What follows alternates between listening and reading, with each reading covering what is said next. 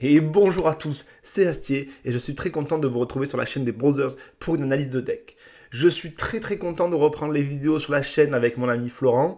Et bien évidemment, si vous aussi vous êtes content de tous ces formats, des analyses de deck qu'on vous propose avec Florent, n'hésitez pas à vous abonner, à lâcher un petit commentaire, tout simplement pour nous dire vous, par exemple dans ce deck-là, ce que vous auriez mis à la place de telle ou telle carte, à liker. Je vois encore des personnes en tournoi qui achètent des tapis Torek et qui n'utilisent pas le code promo qui est ici. Donc je vous invite à rentrer le code promo lors de vos achats pour bénéficier de 10% de réduction sur la boutique de Torek. Bon, sans plus de transition, on va se retrouver directement sur l'analyse de deck. Donc aujourd'hui, vous l'avez vu forcément dans la miniature, on va parler de Mace Windu. Donc Mace Windu, là je vous ai mis la showcase parce que la carte je la trouve somptueuse. C'est un leader rouge qui a une action pour 1 qui dit infliger un dégât à une unité ennemie endommagée, puis si elle a au moins 5 dégâts sur elle, infligez-lui un dégât. Donc ça c'est plutôt intéressant. La seule petite contrainte c'est qu'il faut que l'unité ait déjà été endommagée avant, soit par une unité, soit par un effet ou autre. Donc c'est un petit peu compliqué. Par contre si l'unité elle arrive à 5 dégâts sur elle, vous pouvez du coup infliger 2 dégâts et bien souvent finir les unités adverses. Elle se déploie à 7 ressources, donc c'est un peu tard, mais c'est quand même une 5-8 qui dit qu'une fois qu'elle est déployée, elle inflige 2 dégâts à chaque unité ennemie endommagée. Il n'y a pas de distinction entre le terrestre et le spatial. Plutôt intéressant. Vraiment, on va pas se mentir, c'est assez cool. Évidemment, on va la jouer avec une base bleue, puisque c'est la base de ce deck, c'est de jouer un deck force. Et en base bleue, j'ai pris la première. Vous pouvez essayer de mettre celle qui met plus 0, plus 1 à vos leaders, mais pour 4 PV de moins, je la trouve pas forcément très pertinente. On va commencer d'entrée avec les unités, et vous allez voir que les unités, on en a pas mal dans ce deck. Donc on a en premier le gardien des Wills, qu'on va voir en 3 exemplaires. Donc ici, je vous la présente plus, c'est une de 2 pour 2. Lorsqu'on va jouer une amélioration, la première amélioration qu'on joue coûte 1 de moins. C'est plutôt intéressant, vous allez voir qu'on n'a pas forcément 800 améliorations, mais c'est surtout que c'est une 2 pour 2. C'est un tour 1 classique, et c'est une carte surtout qui est force, et c'est là que c'est très intéressant. On joue notre petit Yoda pour 3, donc la 2-4 récupération 2, qui une fois qu'elle est éliminée, va nous faire piocher une carte. Donc plutôt stable, plutôt intéressante, avec 4 PV qui résistent à pas mal de choses, mais maintenant on commence à avoir des unités de plus en plus puissantes, donc à voir si c'est pas une carte qui, sur le long terme, on va plutôt remplacer, mais là on a une force Jedi, la récupération 2 fait plaisir, et surtout qu'elle va nous permettre de cycler le deck grâce à la pioche. Kanan Jarrus, alors Kanan Jarrus pour le coup lui c'est toujours une carte avec d'excellentes stats, 4-5 pour 4 c'est très bon, et surtout lorsqu'il est en attaque, vous pouvez défausser donc une carte du joueur défenseur pour chaque unité spectre ami, donc forcément dans le deck vous n'aurez que Kanan, on va pas se leurrer, vous ne défausserez qu'une seule carte à chaque fois, mais vous pourrez soigner un dégât de votre base pour chaque affinité différente parmi les cartes défaussées. Je rappelle, si vous défaussez une carte par exemple qui est vert noir, vous soignez de 2 points de vie. C'est plutôt cool, en gros c'est récupération puis un petit peu de meule à l'adversaire. Kanan, c'est une très bonne carte.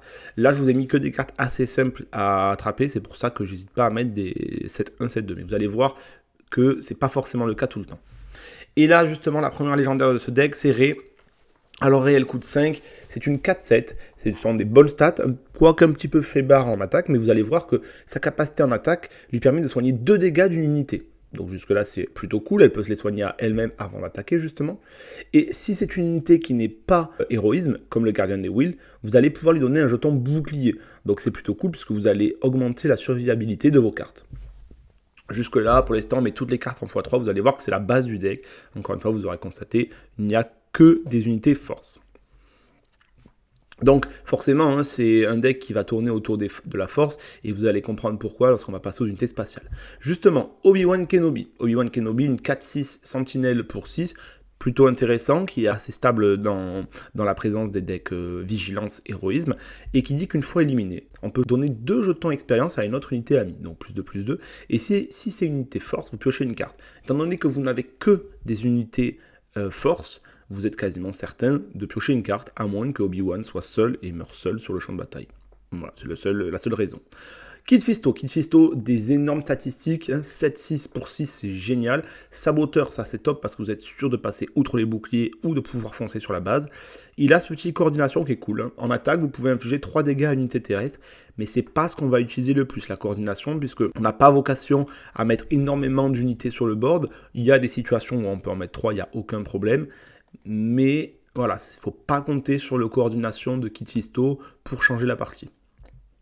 qu'en 2 exemplaires, ça suffit. De même que Luke Skywalker, en 2 exemplaires. Pourquoi? Parce qu'on aura d'autres cartes qui permettent d'aller gérer. Si vous avez un 3e Luke, n'hésitez surtout pas à le rentrer, il n'y a pas de souci. Donc Luke, une 6-7 pour 7, il est génial. Hein. D'ailleurs, il est encore très cher sur Card Market, on va pas se mentir, en français, il tourne à pas moins de 35-40 euros. Une fois joué, vous donnez -3/-3 à une unité ennemie pour cette phase. Bien évidemment, si une unité amie a été éliminée, là c'est du -6/-6. Je rappelle que par exemple le TIE Phantom, le TIE Silencer, celui qui est 2-2, du set 2, la jaune, là il meurt sur le -3/-3 parce que c'est une baisse de stats et non pas un effet de carte qui l'élimine. Et enfin, forcément, Mace Windu, je vous ai mis l'illustration qu'on pouvait gagner lors des premiers Store Championship.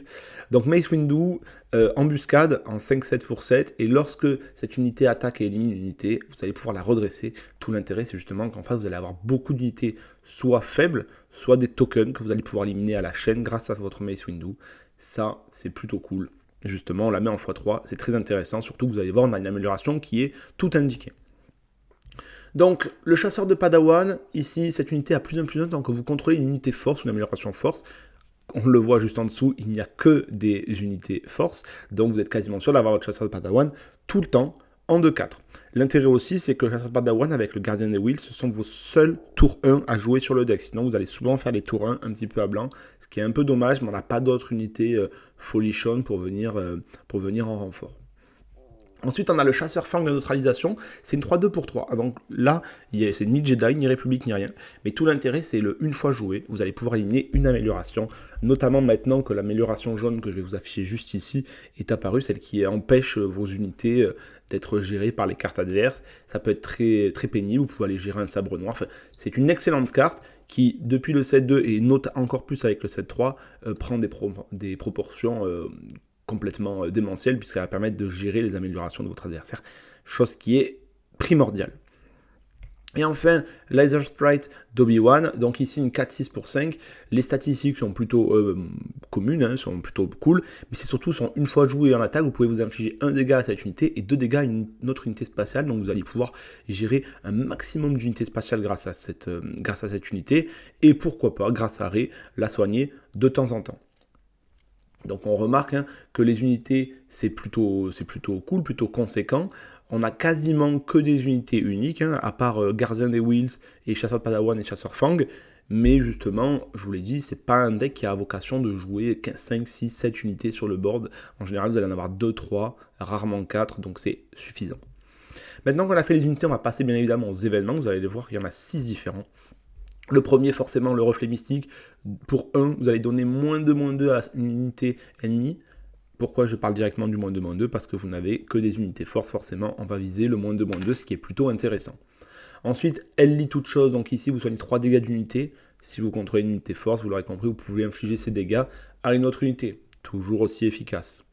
Carabas, ici, alors Carabas, c'est une carte que Florent adore et que j'aime beaucoup, puisqu'elle permet de cibler une unité amie, et d'infliger les dégâts qu'il y a sur elle, +1, à une autre unité. Donc, je m'explique, donc à une autre unité ennemie, vous avez sur votre Obi-Wan par exemple 3 dégâts, vous allez faire ces 3 dégâts, vous allez augmenter de 1, donc 4 dégâts, et il va pouvoir les infliger à une autre unité. C'est plutôt cool, ça surprend parce que c'est une carte qui n'est pas souvent présente dans la méta. Moi je l'aime beaucoup, après à voir, c'est une carte qui va surprendre, qui va pouvoir clutch, donc qui va pouvoir retourner certaines situations. Mais voilà, si vous n'êtes pas familier avec la carte, c'est pas une carte qui vous botte le plus que ça, n'hésitez pas à la cut et à mettre autre chose à la place, il n'y a pas de souci. Donc on va continuer avec nos petites cartes événements. Donc ici on a le infliger de dégâts à chaque unité terrestre. Alors j'ai mis Sport Sanglant parce que on est dans une méta où il va y avoir beaucoup de stratégies avec des clones, et donc il est très important de ne pas se faire déborder. Donc j'ai dit clone, mais je vais vous le dire token, que ce soit les tokens droïdes de combat ou les tokens clones. Donc il est important de ne pas se laisser déborder, parce qu'à partir du moment où vous avez 3-4 clones sur le terrain en face et votre adversaire les booste tous de +1 ou +2 pour attaquer, ça risque d'être très compliqué. Ici, vous avez la force avec moi, forcément, je pense que vous l'auriez deviné. Donc ici, vous pouvez choisir une unité amie et lui donner 2 jetons d'expérience. Si c'est une unité force, vous lui donnez également un jeton bouclier, et vous pouvez attaquer avec l'unité. Donc là, d'un coup, vous faites une attaque avec votre unité qui est en +2/+2, avec un bouclier. Donc c'est excellent pour aller chercher des go-tide sur des grosses unités, ou alors tout simplement pour avoir le létal et finir la base adverse de manière inattendue. Et enfin, on met 2 triomphés. Pourquoi est-ce qu'on met triomphé? Parce qu'il est quand même très important d'avoir de la gestion. Alors j'ai mis triomphé, mais vous pouvez tout à fait mettre la chute du rival qui permet de gérer n'importe quelle unité, même le leader adverse, mais qui coûte 1 de plus. Moi j'ai mis triomphé parce que ça coûte 1 de moins et que j'estime qu'avec les cartes que j'ai sur le board, j'ai de quoi gérer le leader adverse. Enfin, on va parler des améliorations. Vous l'aurez deviné, on met le sable laser de Mace Windu, qui a un +2/+2 pour 2 qui peut être joué sur n'importe quelle unité. Mais si vous la jouez sur un de vos Mace Windu, le leader ou l'unité, vous piochez 2 cartes, ce qui est plutôt cool. Et le sabre laser Jedi, ici, un +3/+3 pour 3. Mais si vous l'attachez sur une unité force, elle gagne en attaque, elle donne -2/-2 aux défenseurs pour cette phase, ce qui est plutôt intéressant. Vous pouvez peut-être, pourquoi pas, monter à 3 sabres laser Jedi en enlevant un Carabast ou autre. Il n'y a pas de souci pour ça. Donc, je sais que c'est un deck qui est plutôt cher justement, donc là vous le voyez, il y a les substituts, on va pas se mentir, c'est un deck où il y a 15 rares, 8 légendaires et encore on n'a que 2 Luke Skywalker, donc c'est pas un deck qui est à la portée de tout le monde, il faut quand même avoir un petit budget ou avoir une base de cartes pour pouvoir créer ce deck, c'est pourquoi je vous propose certains substituts. Imaginons que vous n'avez pas suffisamment de Rey, vous pouvez tout à fait la remplacer par les Chevaliers de la République. C'est une 4/7 pour 6 qui coûte un peu plus cher et lorsqu'elle est attaquée, elle crée un soldat clone et vous pouvez totalement rajouter dans votre deck Volonté inébranlable du set 3 ou Protecteur du set 1 qui va permettre de lui donner Sentinelle et obliger votre adversaire à l'attaquer et ainsi à vous donner des jetons de soldat clone, à moins de jouer un contrôle. Là-dessus, il n'y a pas de souci. Si vous n'êtes pas forcément fan du Chevalier de la République parce qu'il coûte un peu cher, vous pouvez tout à fait la remplacer soit par Ki-Adi-Mundi, qui a des excellentes stats 5/7, qui est un peu plus fort que Rey, qui a la coordination qui permet de piocher 2 cartes si votre adversaire joue sa deuxième carte à chaque phase, mais qui est une légendaire. Donc c'est pas forcément à la portée de tout le monde non plus, mais vous avez sinon dans le starter d'Ahsoka, Anakin Skywalker, qui est une 6/6, excellente statistique. Alors la coordination d'attaque, vous piochez une carte, elle est cool, mais voilà, on va surtout la jouer pour les stats. Anakin peut être un très bon substitut à Rey, il n'y a aucun problème là-dessus. Enfin, vous avez le chasseur de Padawan. À la place de jouer votre chasseur de Padawan, vous pouvez tout à fait, si vous avez les rares du set 1, jouer Raid 3. Raid 3, je rappelle, c'est une 2/3 pour 3 qui permet d'avoir Raid 1, mais qui permet surtout de faire gagner à chaque autre unité héroïsme Raid 1. Or, dans le deck, vous avez 7 unités héroïsme pour un total de 20 cartes. Le seul souci, c'est que si vous enlevez le chasseur de Padawan, vous n'avez quasiment plus de tour 1, puisque vous n'aurez que la gardienne des Wills en 3 exemplaires, donc c'est pas foufou, vous allez quasiment tout le temps faire des tours à blanc. Et enfin, Sport Sanglant. Alors ici, on a eu un petit débat parce que j'ai présenté ce deck à Flo. Et infliger 2 dégâts à chaque unité terrestre et que lui, il jouerait plus une autre carte. Et je serais tenté de jouer l'autre carte, mais je veux voir. En fait, je la garde dans le side. Je les garde toutes les deux dans le side et je change un petit peu en fonction des besoins. Mais à la place, vous pouvez jouer le lancer de grenade. Il coûte 1 de moins, donc 2. Et vous infligez 2 dégâts à l'unité. Et vous pouvez infliger 1 dégât à une autre unité dans la même arène.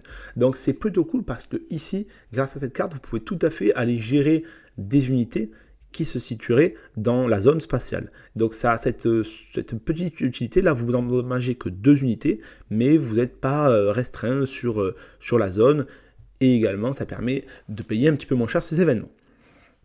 Donc j'espère en tout cas que ce deck vous a plu, mais attention, on a une petite news, en effet, le mercredi 6 novembre, on a eu enfin la nouvelle à laquelle on s'attendait à avoir une réponse concernant un certain leader, et ça y est, si vous l'avez vu, il y a l'annonce du ban, de la suspension du leader Boba Fett, notamment dans le format première. Donc le format première, je rappelle, c'est le 1 contre 1. Donc c'est effectif à partir d'aujourd'hui, le 8 novembre, la date où sort le 7.3.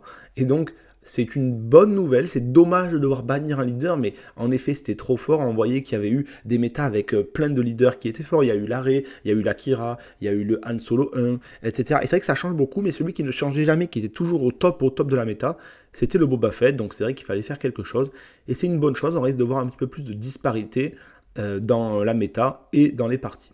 J'espère que cette vidéo vous a plu. Si elle vous a plu, bien évidemment, n'hésitez pas, si vous ne l'avez toujours pas fait, à vous abonner, à mettre votre petit pouce bleu, à me dire ce que vous changeriez dans le deck, si vous trouvez que c'est un deck qui est plutôt cool. N'hésitez pas à l'essayer, vraiment, je vous conseille, c'est assez stable, c'est plutôt cool.